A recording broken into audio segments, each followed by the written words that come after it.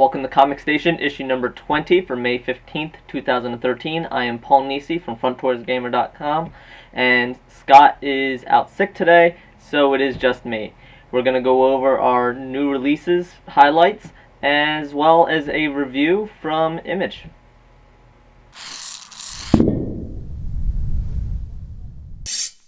Kicking off our new releases highlights for issue number 20 is Avengers, The Enemy Within number 1 from Marvel. This is a crossover tie-in between the Avengers Assembled and Captain Marvel.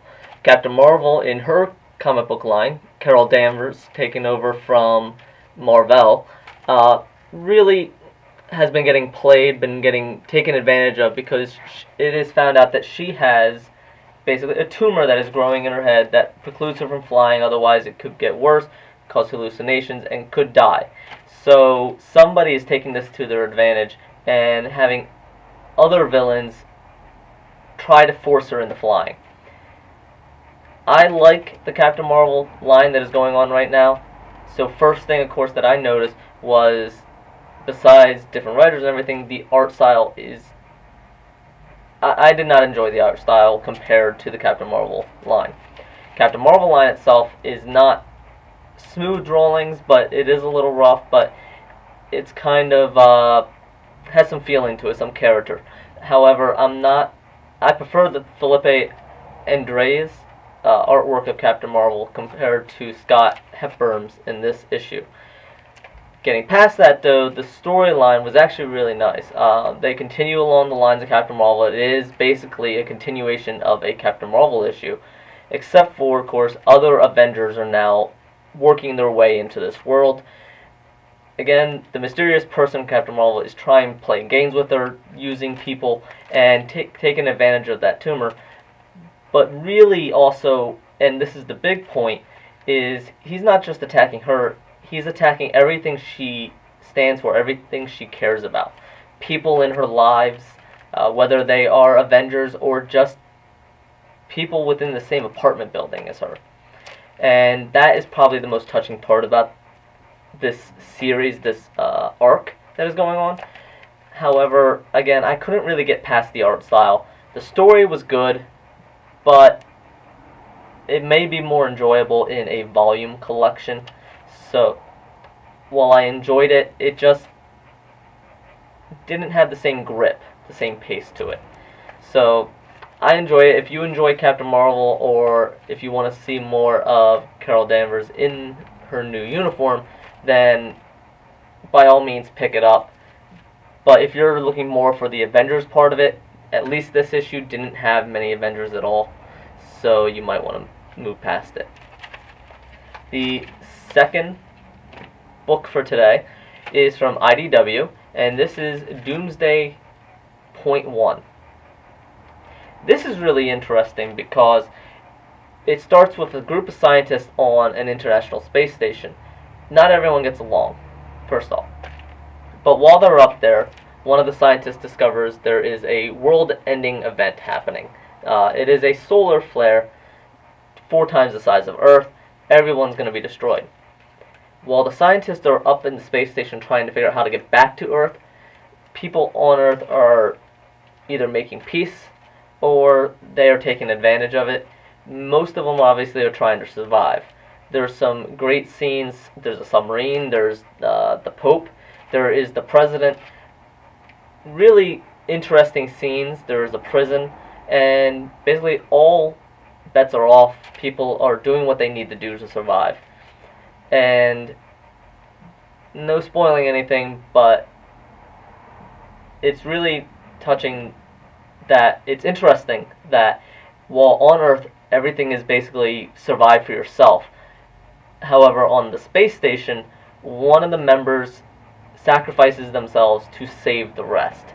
So I like that dichotomy in that. That's an interesting twist on that. And they do end up making it back to Earth. So at this point it's going to be interesting as far as what will happen now, because basically Earth is a giant ash ball. Everything's been burned. So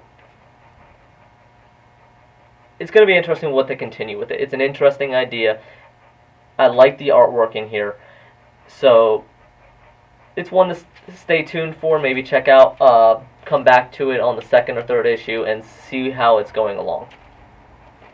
Our final new release highlight for today is from Dark Horse Comics and is Dream Thief #1. This is a 1 of 5, and I'll just jump the gun here and say that I'll probably be getting all 5 of these issues. It is a really interesting idea. I really enjoy the artwork in here, and by Greg Smallwood.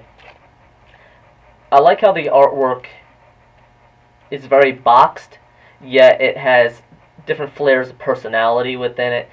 There are kind of these standout little pop-ups that come up in the issues. There are playing with the colors, because John Lincoln, the main character, he's kind of a bum. He's also kind of a pothead, hence some of the color changing going on. And he's kind of selfish.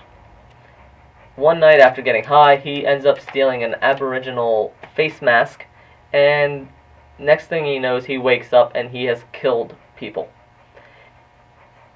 Now, the first person he kills, maybe there's a reason for it. But then he kind of blames some bad weed, and then he falls asleep, wakes up, and he's done it again. This one, not so obvious of why he did it. So, it kind of seems like it's a revenge killing, spirits that are making him kill for them. But on the other hand, I don't know what the second killing is for. So, it'll be interesting. It's a really different idea, and I really like that Dark Horse took a chance on this and brought out something that is so different than the mainstream. Alright, up next, we're going to continue the theme of dreaming, and we will have a review from Image. For our review today, we have The Dream Merchant #1 from Image Comics.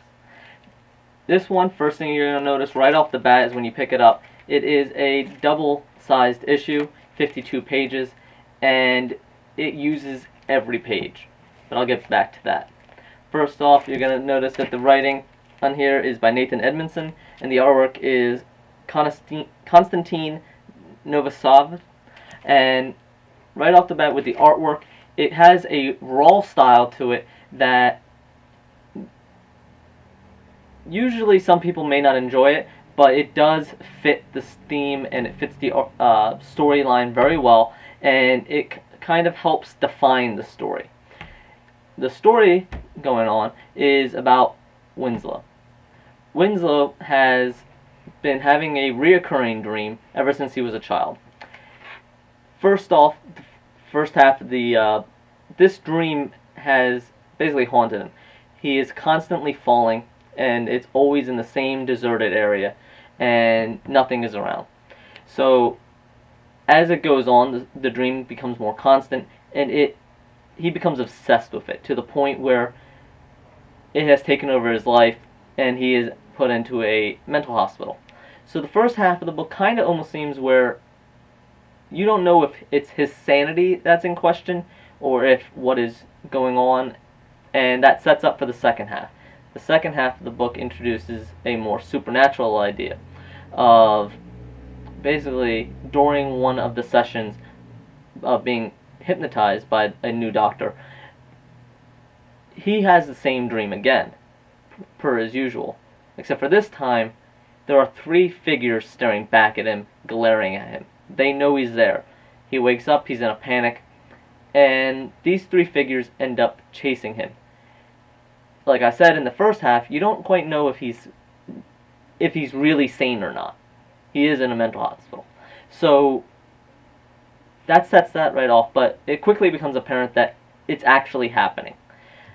Within the mental hospital, he has a friend, and he also has kind of a confidant, kind of maybe a romantic interest, who has been feeding him books on dreams so he can research his dream. Again, he's obsessed with it, and he believes there are meanings, there's purpose behind everything. He ends up running away with Anne, the cafeteria helper, and ends up getting rescued by a 4th figure. So there's a lot in here that sets up questioning what is going on, a little bit of plot twist. It set it up one way and then it turns into another. The Artwork, again, is a little raw, but I like the storyline. It's a very interesting idea, very fresh, and it does make you question what exactly are the dreams. And there is something that is brought up, and it's not a spoiler, everyone, if you go on to Image Comics, right in the blurb about the summary, is his dream is a reality that everyone else has been made to forget. But what is it about his dream that is that reality? And what are these figures trying to get out of him? What are they trying to do to him? What is this fourth figure that is helping him? What is his purpose? What is he doing? There's a lot of questions, a lot of ideas. Again, interesting idea, dream with dreams, meaning behind dreams. So there's a lot behind this. Again, it uses every page of the 52 pages. If it had been just a regular issue size, I don't know if it would have been as interesting because the pace took a little while to get up. It took a little bit into the almost to the second half of the book for the pace to pick up.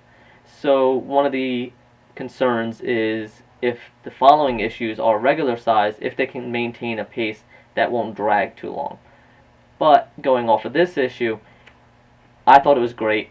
FrontwardsGamer.com, we gave it a score. It is up now, 8 out of 10. Great. Check it out. Alright, so that was the review for this week. Again, Scott is out sick, so we don't have a recommendation tonight. But go out, let us know. Instead, give us a recommendation. Leave a comment below, let us know what you're reading, and let us know what you think, as always. Again, this is Paul Nisa from FrontwardsGamer.com, signing off for Comic Station issue number 20 for May 15th, 2013. See you next week.